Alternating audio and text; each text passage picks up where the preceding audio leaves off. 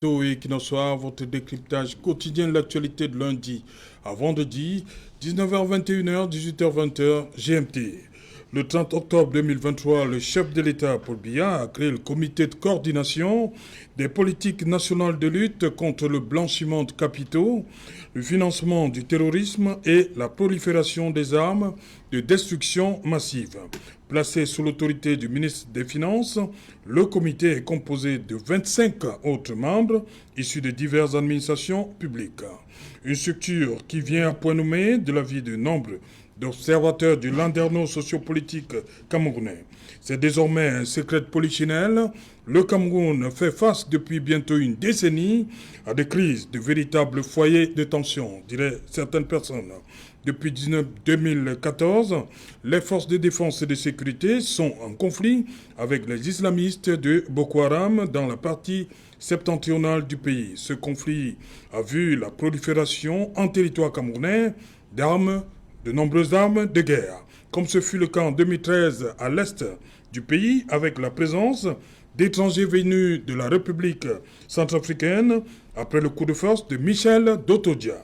La situation est plus que préoccupante depuis octobre 2017 dans les deux régions nord-ouest et sud-ouest du pays. Depuis lors, des groupes armés sont en opposition avec les forces de défense et de sécurité. Utilisation d'armes de plus en plus sophistiquées par les groupes armés pour attaquer les forces de défense sont ainsi légion. Financement de la terreur depuis l'étranger, naissance d'une nouvelle classe d'hommes d'affaires à l'origine dont la richesse reste problématique. C'est pour lutter contre tout cela qu'est institué le comité. Conflit au nord-ouest et au sud-ouest et insécurité, autre conséquence du blanchiment de capitaux. C'est une interrogation, madame, monsieur, c'est le fait du jour.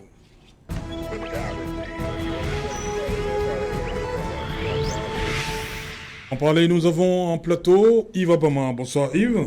Bonsoir. Bienvenue. Bonsoir Serge Alain, bonsoir aux co-panélistes et merci de m'avoir convié en qualité de représentant du RDPC à cette table ronde une fois de plus.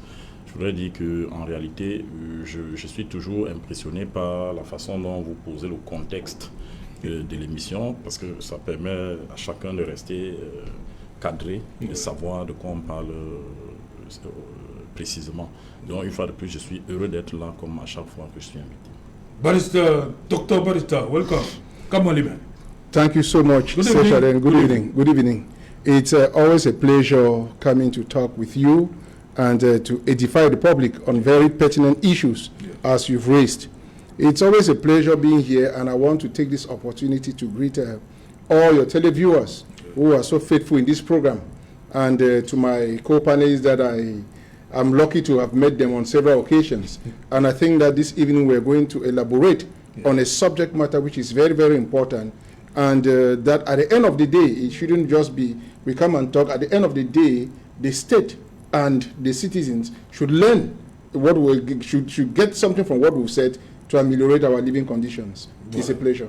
Thank you, Barrister. Parce que quand je vous ai d'abord envoyé la thématique, vous m'avez dit non, Dieu dit non. Voilà.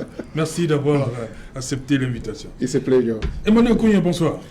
Bonsoir Serge Alain, bonsoir à tous mes co-panélistes ici présents, bonsoir également aux millions de militants, n'est-ce pas, du mouvement pour la renaissance du Cameroun, qui sont en train de préparer, qui sont en ordre de bataille dans les 10 régions du Cameroun, et en préparation, n'est-ce pas, à notre congrès qui va avoir lieu, notre convention qui va avoir lieu les 9 et 10 décembre au palais congrès de Yaoundé. C'est quoi, c'est la saison des congrès? Non, notre congrès a été prévu depuis très longtemps. On a d'ailleurs... Ce n'est pas congrès, hein, ce n'est pas la date d'ailleurs, hein, et nous devions le faire depuis, et puis le palais de congrès, on nous a dit qu'il était occupé, et nous a renvoyé à cette date alors que nous avions payé tout ce qu'il fallait, donc nous avions été obligés de reporter notre congrès. Donc voilà. Mais vous avez tenu en 2012 ou 2013? Tout à fait, tout à fait. 2018, je crois, vous avez tenu. Oui, avant les élections. Est-ce qu'il y avait un problème? Non, je ne dis pas qu'il y avait. On nous a dit qu'il y avait un autre événement international d'ailleurs qui devait avoir lieu à cette date-là et qu'on devait repousser la date. On a repoussé la date. Donc, de ce point de vue-là, il n'y a pas de problème. Donc le MRC va se retrouver au palais des congrès. Nous avons payé tout ce qu'on nous a demandé. C'est vrai que nous avons payé, on nous a facturé ça deux fois plus qu'il n'en fallait. Mais nous avons quand même payé. On vous a facturé 2 fois. On n'en sait rien. Parce que c'est le MS. Nous avons payé, nous avons Même comme on a facturé 2 fois, vous avez payé parce que nous pensons que ce congrès va nous permettre, n'est-ce pas, d'entrer dans l'année 2014, qui est une année électorale. C'est une année électorale déjà. 2024, puisque fin 2024, début 2025, on est déjà dans l'année électorale. Donc ça fait 12 mois où nous pensons que le parti va en ressortir. Nous préparons toutes les élections. Vous pouvez dire si vous voulez. De toute façon, nous n'avons rien à demander à personne. Nous avons nos stratégies et quand nous les mettons en œuvre, nous ne pouvons pas savoir si des gens gazouillent à côté. Ok, merci. Dr Lucien Nsomba, bonsoir. Bonsoir Serge Anotou, bonsoir à tous vos nombreux téléspectateurs. C'est toujours un plaisir d'être convié à des sujets aussi intéressants.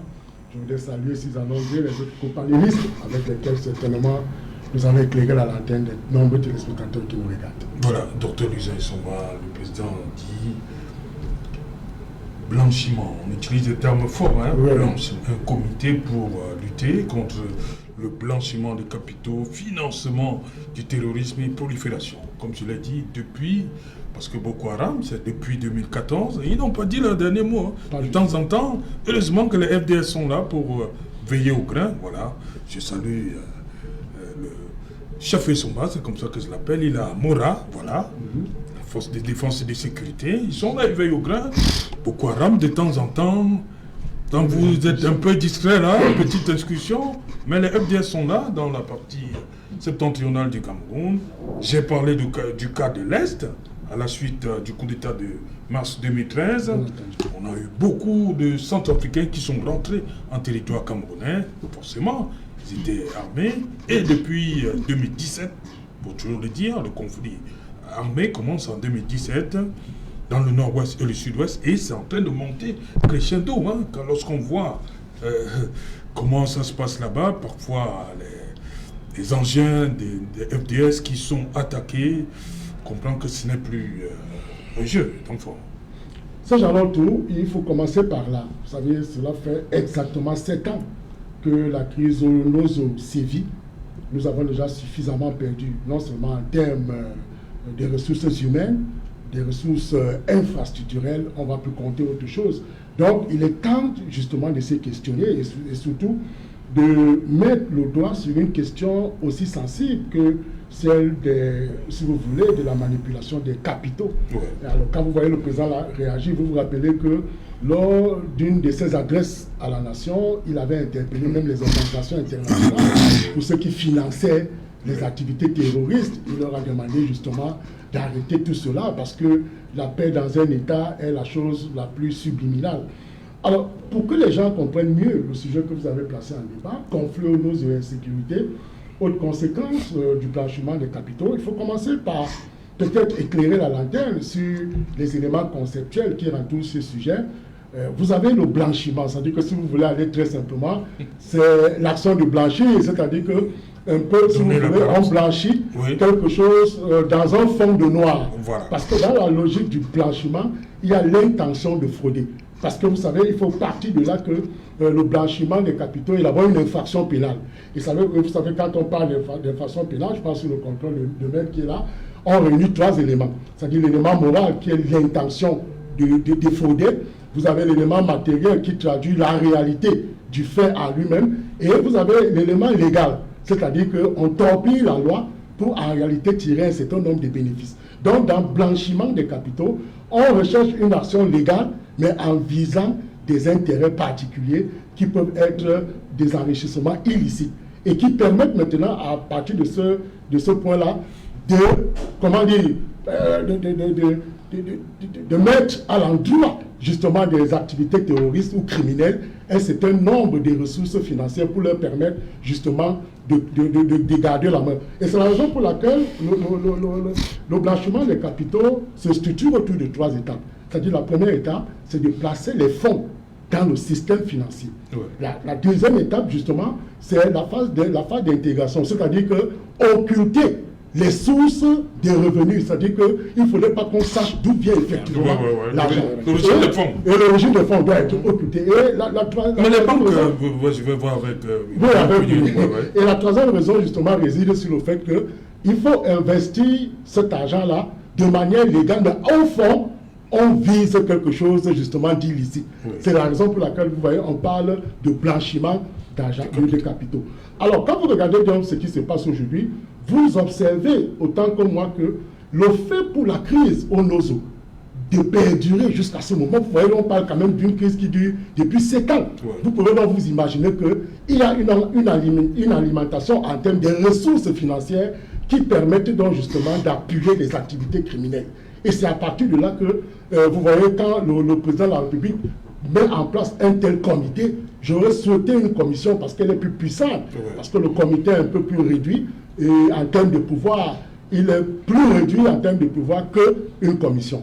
Donc ce que nous voulons dire tout simplement, c'est que la conséquence aujourd'hui du blanchiment d'argent dans les questions de sécurité, parce que vous savez que lorsqu'on évoque des questions de sécurité aujourd'hui, ce sont des questions qui emportent beaucoup d'argent de l'État, parce que l'État y met beaucoup d'argent pour assurer la prospérité et surtout le développement. Et à partir de là, on se rend compte que l'argent parfois qui est injecté pour une activité licite peut se transformer en activité illicite. Et ce qui fait de sorte que les gens en profitent donc pour créer ce qu'on peut considérer comme le trésor de guerre ou bien des enrichissements illicites ou sans cause. Et cela aboutit donc à ce que, une fois que cela n'est pas contrôlé par la coopération des services de renseignement financier, on peut donc aboutir à ces alimentations des activités terroristes. Voilà, Dr Barista, d'abord, l'arrivée de ce comité-là, comme tu dis, au nord-ouest et au sud-ouest, on voit, les images sont parfois effroyables. On attaque des convois, l'utilisation des armes. On se demande d'où est-ce que ça vient.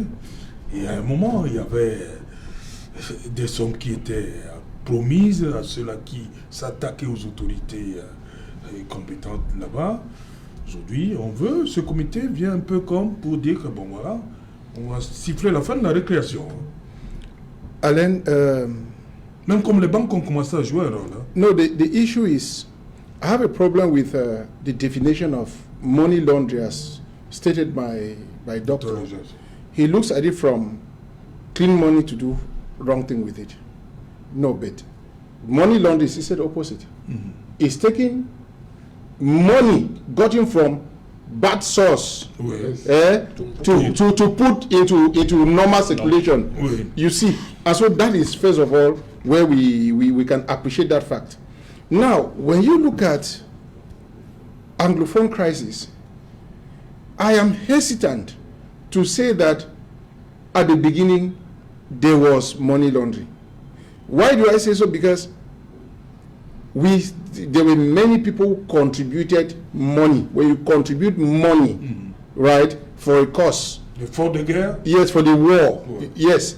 Now, money is money you derived from illegal source, like when they start kidnapping and taking ransom, when they sell arms to get money, they do human trafficking to get money, and then try to bring back that black money, that bad money into the economy. That is where money laundering is. So, at the commencement of the Anglophone crisis, I am hesitant to say that there was money laundering. But subsequently in the crisis, I can affirm that it comes in because we've seen cases where people were kidnapped and gotten money. That is bad money. You see cases where guns, maybe they sell guns to people, that is bad money. Now, I want to have a different view rather of the president's intention, because money laundering is a transnational crime, and it is an international crime. You see, so it's not peculiar. It's not peculiar to Cameroon. Every country has the duty and obligation to fight against money laundering because of its consequences, the effect that this money can be used in those things that I've mentioned and create a lot of problems in the country. So I salute, therefore, the intention of the head of state to fight against that.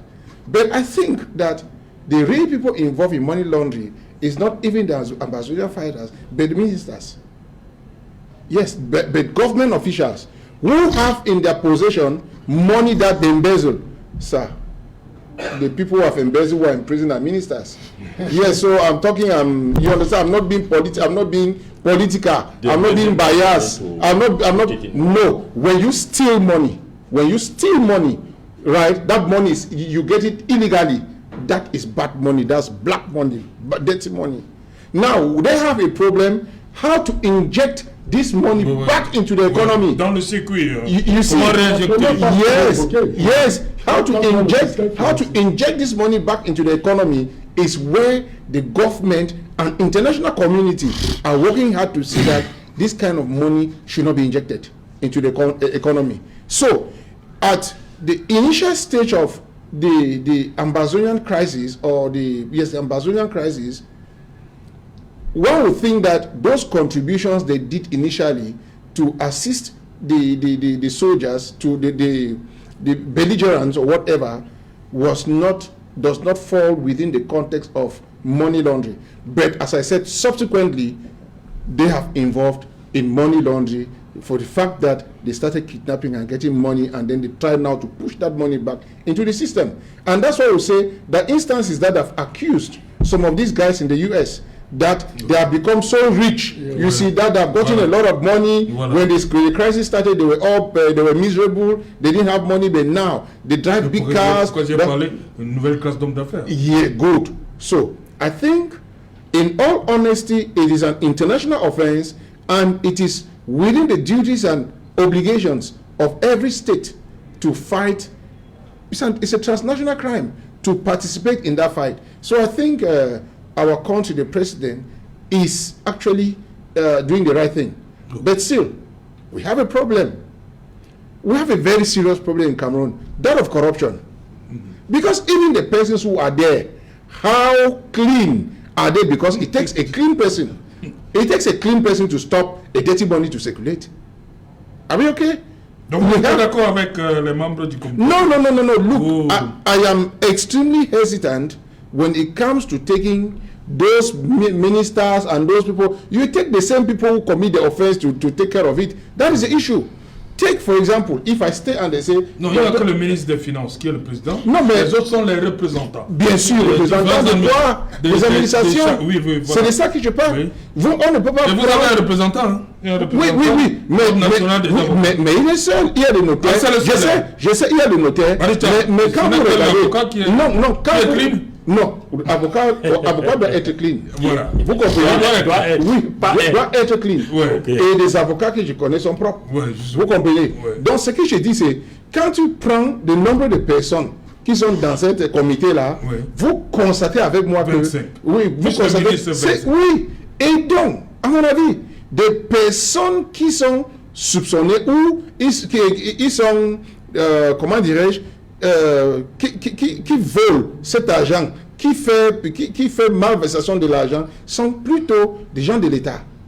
Vous comprenez? Soit ils sont à la douane, qui prend du bribe qu'on appelle, ou le ministre qui prend des fonds de l'État. Ils ne savent pas quoi à faire. C'est eux que je crois qu'on devait... ça les touche. Donc, à mon avis, j'aurais préféré que peut-être des personnes neutres, n'est-ce pas, soit là. Et je vais vous dire, je vais vous embarrasser, qu'on a été fait, n'est-ce pas, pour contrôler certaines situations. Mais je vais vous dire, il y a des corrompus au CONAC. Je sais de quoi je parle. Vous comprenez? Donc c'est un problème qui touche le Camerounais, que nous n'avons pas beaucoup de personnes qui sont honnêtes et qui peuvent faire à ce que ce blanchiment-là réduit. Donc voilà. Ok.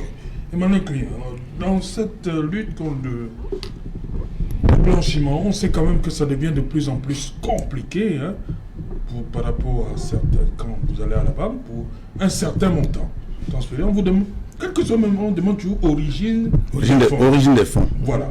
Oui, moi je crois que le comité devait être un comité de lutte contre le blanchiment d'argent, oui, mais aussi de lutte contre de l'argent blanchissable, excusez-moi, de l'argent qu'on peut blanchir. C'est-à-dire parce que de l'argent mobilisé, parce qu'il y a des gens qui font une ponction sur le trésor public. Ils mettent dans leur maison. Il faut lutter contre cela, parce que cet argent est susceptible d'être blanchi, parce qu'il ne peut pas sortir cet argent. Quand on a dit qu'il fallait changer les nouvelles coupures d'argent, on a donné un délai, mais ils seront roulés par terre. Vous voyez, on n'en parle presque plus. Parce que Si on dit on change pour une nouvelle coupure et on fixe un délai, au terme de ce délai, si vous avez les anciennes coupures, ça devient du papier. Et c'est comme ça que... On a donné une date, non? Les dates sont connues. Oui, il faudrait qu'on... 2024, tu crois? Le président du Rwanda, après la guerre, s'est rendu compte que ceux qui avaient perdu la guerre étaient partis avec des sacs d'argent. Il a donné un délai très court. Il a mis des postes partout. Il a fait de nouvelles coupures. Il a demandé à tout le monde de venir changer l'argent. Je crois que c'était pas plus d'un mois. Les gens c'était dans les villages, dans les quartiers, on change. Mais est-ce que dans le monde de la finance, il n'y a pas un délai légal qu'entre peut-être 3, 4, 5 ans? Non, vous ne pouvez pas mettre 3, 4, 5 ans parce que quand c'est pose la question. Oui, non, il n'y a pas un délai légal, c'est l'autorité qui met une politique pour résoudre un problème précis, qui fixe le délai. Et au Rwanda, en moins d'un mois, on a dit ok, c'est terminé. C'est terminé parce qu'il y avait des postes partout. Dans tous les arrondissements, Tant pis pour ceux qui ne sont pas venus. Oui, on dit tout le monde venir, les gens, ça y est, on dit allez-y. Après, ils ont même fait quand on s'est rendu compte que les rangs étaient très longs, on a prolongé jusqu'à ce que tout le monde disparaisse, qu'on ne voit plus personne. Mais il y avait des gens qui avaient encore des sacs. Il y a même des rebelles qui étaient partis avec des sacs d'argent. C'est devenu le papier là où ils étaient. On n'a plus connu cela. Et tout ça a permis à l'État de réinjecter de nouvelles coupures, n'est-ce pas, pour attraper la masse monétaire qu'il y avait. Donc, quand on parle de blanchiment d'argent, vous voyez, quand on a pris les otages là-bas, les otages pour la première fois à l'extrême nord, l'État a même négocié pour libérer les Français et a donné de l'argent. Voilà. Ça, c'est de l'argent mal acquis. Et cet argent-là, ceux qui ont eu cet argent, la tendance, c'est comment faire pour remettre cet argent dans le circuit économique. Ça, c'est le blanchiment. Et ça permet même d'acheter de nouvelles armes. Bien sûr. C'est comme ça qu'ils ont commencé à l'extrême nord. Et quand vous voyez la crise anglophone arrive en 2016. Au moment où en 2014, nous avions déjà des graves problèmes à l'extrême nord. Oui, pourquoi? Parce que, et au moment où nous avions des graves problèmes à l'extrême nord, nous avons aussi des graves problèmes, n'est-ce pas, pour notre économie, parce que le pétrole ne se vendait plus. Parce que l'Iran était revenu en 2014 sur la scène internationale, parce qu'on a levé les sanctions qu'il y avait contre l'Iran. L'Iran a inondé le marché de pétrole, les prix du pétrole ont baissé. Et au même moment, nous avions eu à l'extrême nord cette crise, ce qui fait que, parce que quand on dit même que les gens ont mal géré les programmes, c'est vrai qu'ils ont mal géré les programmes, mais ils ont eu un double choc en 2014 qui était tel que c'était difficile de continuer à conduire le programme normalement. Ils ont eu ce double choc, et ce double choc, ils ont pratiquement saoulé les doubles chocs. Ils n'ont pas pu contenir parce qu'il fallait mettre les forces de sécurité et de défense au nord, mettre les moyens là-bas, les moyens qui n'étaient pas prévus. Et au même moment, il fallait conduire les projets structurants. Et au même moment, les prix du pétrole qu'ils attendaient, l'argent du pétrole qu'ils attendaient pour financer avait chuté. Donc c'était assez difficile. C'est à ce moment-là qu'on a plongé, et en 2016, nous étions obligés d'entrer au Fonds monétaire international parce qu'on était complètement désaxés. Et ils avaient commencé 27 projets. Ils avaient prévu 27 projets. Ils ont mis 11. Ils ont démarré 11. Ils ne pouvaient plus continuer. Et on s'est cassé la figure. Mais en réalité, c'est ces problèmes qui nous ont. Donc, le blanchiment d'argent est quelque chose de très important parce que la corruption permet de sortir du circuit économique une masse monétaire qui reste dans la périphérie du circuit économique. Et ce sont même les immeubles que vous voyez, les douaniers construits là, on dit à quelqu'un que le ciment est fini au chantier, il faut 1 million, il va chercher 1 million sous l'oreiller à la maison, il vient payer. On lui dit que les ouvriers doivent être payés aujourd'hui, il va chercher 3 millions à la maison, il vient payer. Il ne passe jamais à la banque, il vous construit 4 niveaux. Normalement, ce comité doit se déporter à ces endroits pour demander à ces gens, mais comment ça se passe? Vous avez eu quel financement? Lorsque vous regardez donc, Emmanuel, lorsque vous regardez ce comité, ça n'a rien à voir avec ce que vous décrivez. On pense beaucoup plus aux nozo et tout ça. C'est l'impression que ils sont hors sujet. Parce que ces gens-là, justement, c'est eux-mêmes qu'il faut contrôler. Bien sûr. C'est eux qui ont l'argent à blanchir. C'est ça le véritable problème. C'est eux qui ont l'argent à blanchir. Parce qu'ils ont, là chez eux, ils construisent des immeubles sans passer par la banque. Et personne ne sait d'où ils prennent cet argent. Et il faut bien qu'ils nous disent d'où ils prennent cet argent. Parce que dans le cas du nozo, c'est des ressortissants du nord-ouest, sud-ouest, qui contribuent l'argent, et parfois même c'est de l'argent gagné normalement, et ils contribuent parce qu'on leur a dit que c'est de la lutte pour l'autodétermination. Et ils contribuent parce qu'ils veulent, ils peinent même à contribuer parce que parfois c'est même leur argent. Mais il y a d'autres gens, on nous a dit, qui sont allés proposer le pétrole du nord et sud-ouest à des grandes multinationales, qui leur ont versé beaucoup d'argent, qui leur permettent d'acheter des armes. Ça, c'est ce qu'on a dit, parce que je ne peux pas dire que j'ai vérifié quoi que ce soit, mais c'est le discours officiel qui circule, et que ces gens-là arrivent à passer cet argent dans le nord et sud-ouest. C'est une forme de blanchiment de l'argent mal Parce que quand vous allez vendre quelque chose que vous n'avez pas, et vous vendez une promesse, vous dites, bon, on va avoir notre pays, on sera indépendant, et puis vous allez exploiter. Et celui qui achète... Celui qui achète, il achète parce qu'il a l'habitude de faire ce genre de choses. Et puis, quand il achète déjà, il vous soutient jusqu'au bout. Parce que si ça s'arrête, lui perd son argent. Donc, tout cela doit être... Et puis ceux qui, donc, par ce canal-là, font venir cet argent ici, doivent être également traqués. Mais il faut que le blanchiment, si on veut faire le blanchiment d'argent pour sauver notre économie, il faut le faire profondément parce que nous souffrons énormément de cela. Et la source de l'argent à blanchir, c'est la corruption. Et c'est pour ça que je dis qu'il faut traquer même l'argent qui est de nature à être blanchi. J'ai dit de l'argent blanchissable, je ne sais pas si le mot est français, mais de l'argent qu'on peut blanchir. Il faut traquer cet argent-là. Et en ce moment-là, ce comité aura sa raison d'être. Mais l'ennui, c'est que, quand vous regardez ce comité, parce que vous avez parlé des professions libérales, quand vous voyez les notaires, mais les notaires ont plein d'argent à blanchir. Les experts comptables. Oui, ils ont. Puisque, un représentant. Oui, attendez, puisque il y a des cautions que les gens déposent là-bas. Oui. Et c'est de l'argent qu'on devait mettre dans la caisse de dépôt et consignation. Mais chez nous, comme la caisse de dépôt et consignation n'a pas fonctionné pendant longtemps, ces fonds-là, les notaires regardent ça par devant eux, ils ne devaient pas avoir ça chez eux. Quand vous voyez les consignations dans les tribunaux, ça devait aller dans la caisse de dépôt et consignation. Un greffier dans un tribunal est plus puissant, je pense, est plus puissant que tous les magistrats. Oui. Le vendredi, même les magistrats viennent prêter 10 000 pour payer le transport, pour aller, ils n'ont rien. Mais les greffiers sont les rois. Parce qu'ils ont la caisse, ils ont l'argent des consignations, l'argent de tout l'argent qu'on dépose dans les tribunaux, ils encaissent. La majorité de ces fonds devraient être versés dans la caisse de dépôt et consignation. Tout cela, ce comité, donc, doit s'asseoir. Et je ne suis pas sûr que ce comité a eu, n'est-ce pas, la feuille de route qui leur permet de faire le travail que ce type d'organisme doit faire. Donc, il faudrait que, non pas seulement vous nous présentiez le comité, qu'à une autre occasion, vous nous dites quelles sont les prérogatives, les responsabilités qu'on a données à ce comité, et qu'on comprenne que le Cameroun souffre de cette situation. Parce qu'un pays qui a autant de coûts, parce que vous ne pouvez pas, à vrai dire, quand quand Mme Christine Lagarde est venue ici en 2016, elle a commencé à critiquer la réalisation des projets structurants. Ce qu'elle a dit, c'est que vous avez commencé plusieurs projets à la fois. Vous aviez des moyens. Quand on regardait les prévisions, c'était possible. Parce qu'on avait le coût de pétrole, on avait également les recettes qu'on attendait. Et puis, on s'est dit que si tout restait égal par ailleurs, on pourra lancer 11 projets structurants. Mais ces deux chocs, choc sécuritaire inattendu, choc pétrolier inattendu, sont arrivés. Et comme c'était des problèmes de survie, l'État était obligé de transporter tout l'argent. Bon, maintenant, il fallait continuer les projets. Et ce qu'elle a dit donc, pour chuter, ce qu'elle a dit, c'est il faut hiérarchiser les projets en fonction de leur capacité à tirer les autres projets. Comme disait quelqu'un, si vous voulez faire une plantation, vous avez l'argent, vous voulez créer une plantation et construire un immeuble. Si vous avez un contrat que les brasseries vous ont dit, nous voulons que vous nous livriez 50 000 tonnes de maïs par an, c'est le champ qu'il faut commencer. Si le contrat est signé, parce que dès que le maïs va pousser, vous allez vendre. Et avec le résultat du maïs, vous pouvez construire l'immeuble. Si vous commencez par l'immeuble, peut-être qu'au grand de finir l'immeuble, vous n'aurez plus d'argent, vous aurez des problèmes et vous ne pourrez plus avoir les champs. Peut-être que vous n'avez même pas terminé à achever l'immeuble. C'est de ça qu'il s'agit. Donc, les projets n'ont pas été bien agencés de manière à ce que les uns transportent les autres, parce qu'on appelle ça la programmation en économie. Et quand vous ratez la programmation, vous programmez votre échec. Vous échouez la programmation, comme dit, vous programmez votre échec. Et c'est ce qui nous est arrivé. Donc, ça, c'est un comité qui peut servir à quelque chose. Mais j'ai peur. Parce que peut-être M. Biya et ses amis ont entendu que ce genre de choses existent quelque part. Ils ont créé ça.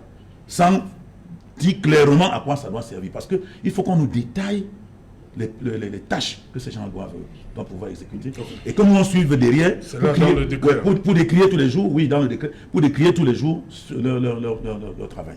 Voilà, Yves Amama, vous également, vous avez parcouru ce décret. À un moment, on a plus l'impression que c'est pour les zones en conflit. Mais sur le plateau, les gens pensent qu'il y a un autre problème, hein, le blanchiment. Oui, on devait le chercher ailleurs que où les caméras, les lumières semblent être braquées, les projecteurs.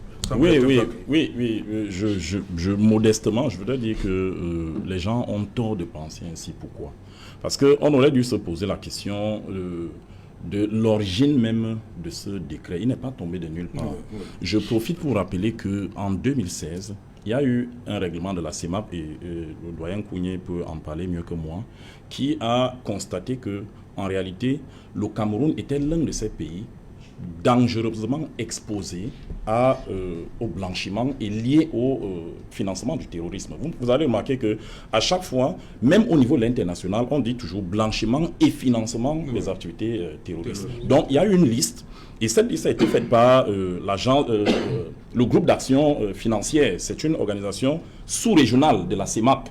Là encore, le grand frère Kounié peut mieux exposer là-dessus, qui nous disent que, bon, voilà, le Cameroun, il est parmi ces pays à risque.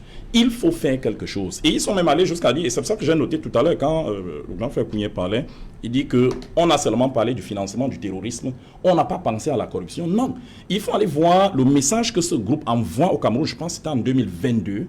Ils attirent l'attention de l'État du Cameroun pour dire, attention, le Cameroun est exposé, il faut faire quelque chose, et c'est ce quelque chose que le président de la République a fait. Et je rappelle qu'en matière de criminalité financière, on a un certain nombre de dispositions légales au Cameroun. On a la loi de 2003, d'abord contre le secret bancaire. On a la création de la NIF. Et quand je dis contre le secret bancaire, c'est contre vis-à-vis de certaines institutions comme la NIF. Parce qu'il est hors de question que la NIF se présente dans ces investigations et que les banquiers lui disent « Ah, le secret bancaire ».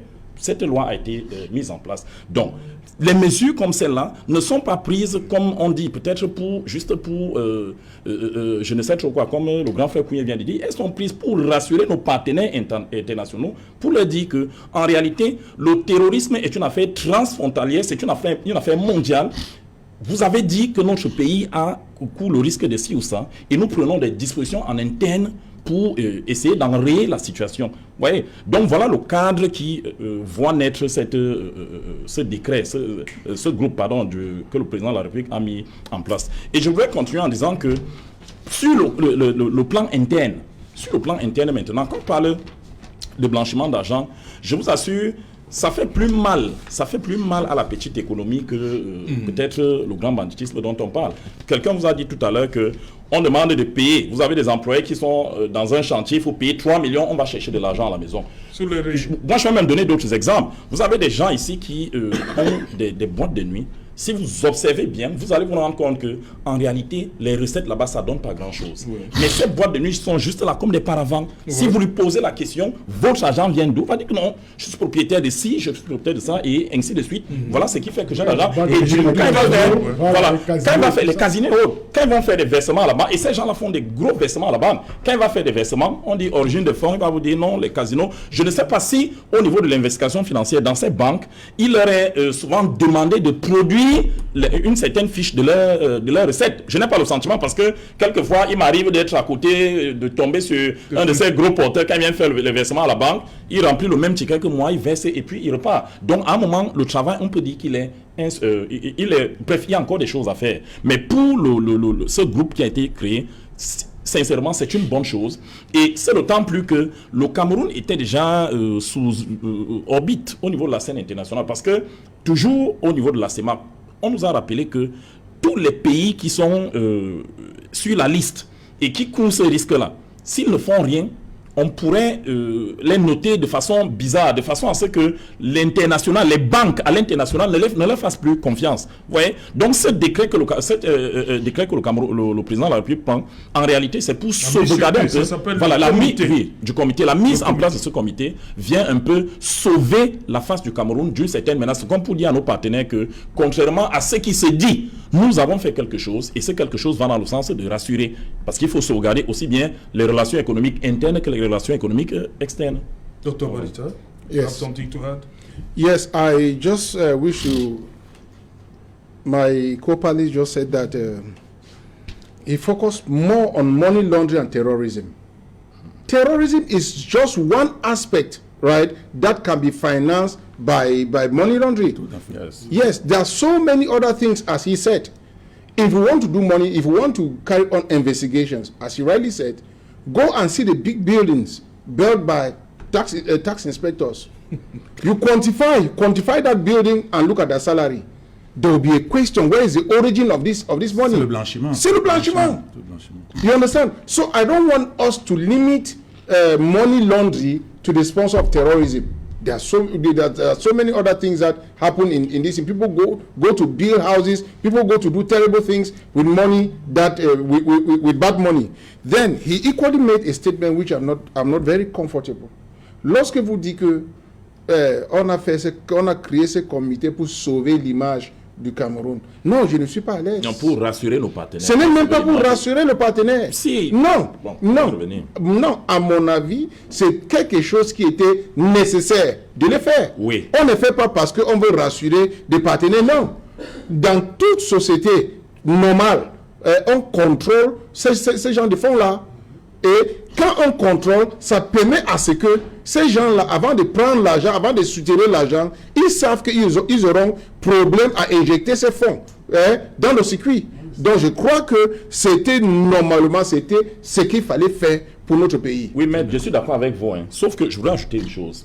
C'est-à-dire qu'on avait déjà un certain nombre d'instruments en interne pour faire le travail que vous êtes en train de faire. La NIF, la CONAC, que les gens n'aiment pas, et un certain nombre de structures. Mais je dis que pour les partenaires, ce n'était pas assez suffisant compte tenu du risque auquel le Cameroun était exposé. Donc il fallait que le Cameroun, en plus des structures existantes, pose une autre plus opérationnelle et plus fédérative.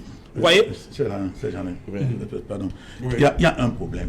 C'est-à-dire que ces fonds que les gens sortent du circuit économique et mettent dans la périphérie du circuit économique, ces gens essaient même de les exporter. Et quand ils cherchent à exporter ces fonds, ils exportent nos devises. Et c'est pour cela que vous n'arrivez plus à envoyer facilement l'argent à l'étranger. Parce que si on rend fluide, tous les juifs seront à MoneyGram ou à Western Union en train de transformer ces fonds qu'ils ont pris, les CFA, qu'ils ont pris par la corruption. Ils vont envoyer tout ça à l'étranger. Et ce qui va à l'étranger, ce n'est pas...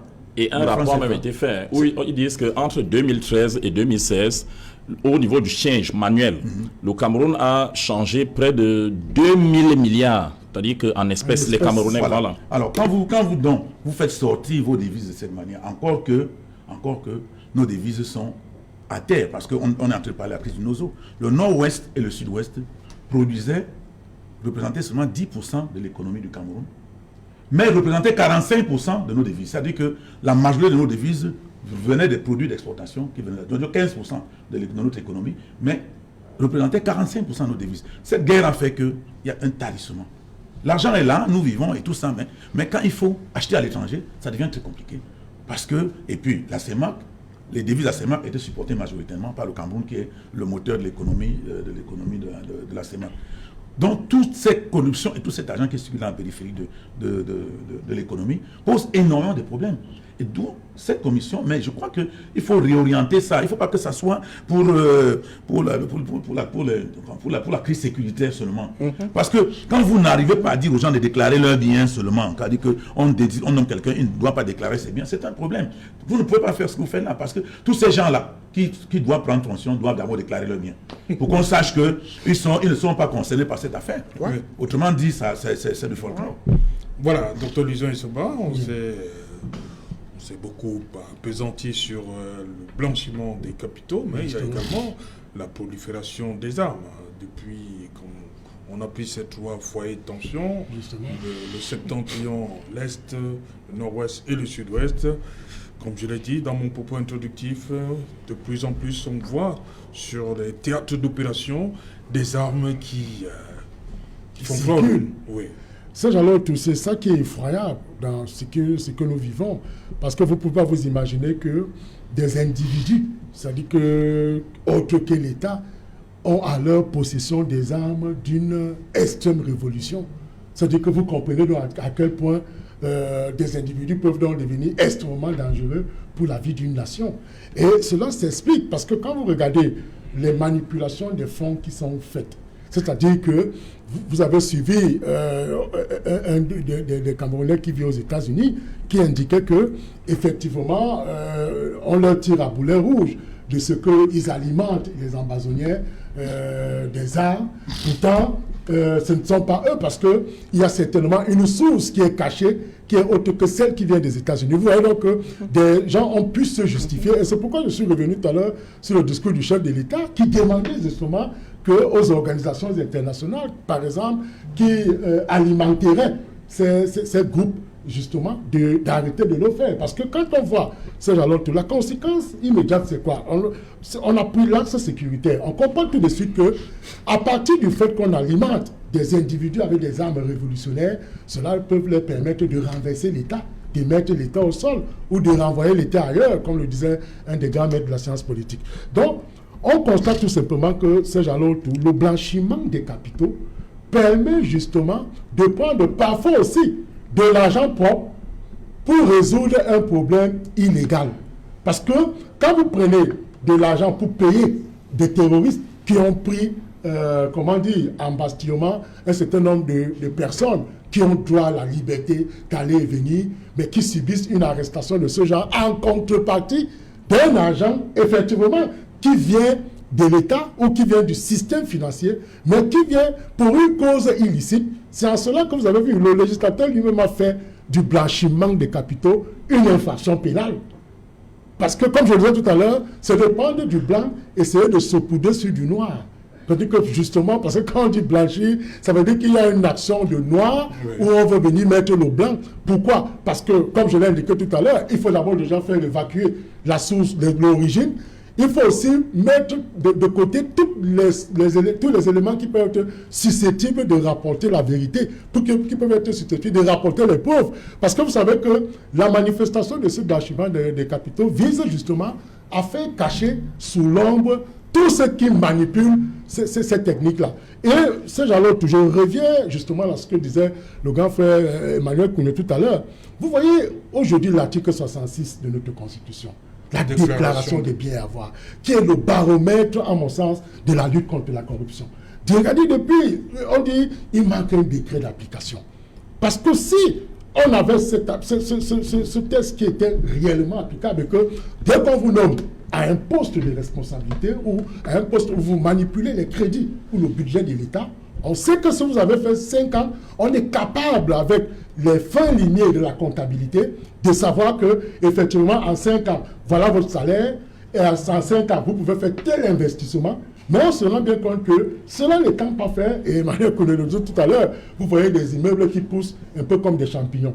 Donc, le blanchiment des capitaux aujourd'hui, moi je pense que la sortie du chef d'État à travers ce décret, à mon sens, c'est de chercher justement à lutter contre cela, et à lutter contre le fait que les gens s'enrichissent, comme je l'ai évoqué tout à l'heure, illicitement. C'est-à-dire que même si vous voulez un enrichissement sans cause, parce que quand vous voyez quelqu'un qui sort 10 milliards je ne sais pas, sous son lit, ou je ne sais pas, du grenier, pour venir régler directement un problème concret, ça veut dire qu'il y a certainement un système qui ne marche pas en termes de contrôle de ces activités-là. Donc, nous pensons que le décret mettant en place ce comité tombe à bon point, à brûle pour point, mais espérons tout simplement, je peux aussi être d'accord comme les autres, que les personnalités qui ont été choisies sont généralement aussi celles qui sont largement impliquées dans ces choses-là. Ils ne sont pas encore choisis. Hein.